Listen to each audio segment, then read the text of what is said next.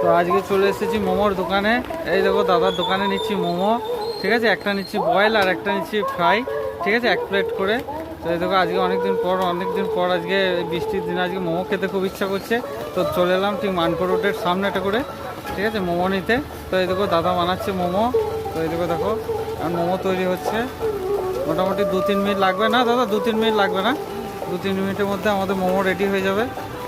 তো দেখো তোমরা, এই দেখো দেখতে পাচ্ছ আর কেমন বৃষ্টি হচ্ছে। দেখো এই দেখো তোমরা দেখতে পাচ্ছ বৃষ্টি কেমন হচ্ছে। আর ওই দেখো আমাদের গাড়িটা, দাদার কাছে এখন নিতে চলে এসেছি মোমো। এখন মোমো ভাজা হচ্ছে।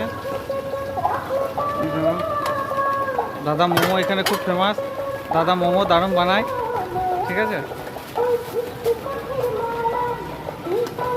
দাদা একবার হাই করে দাও।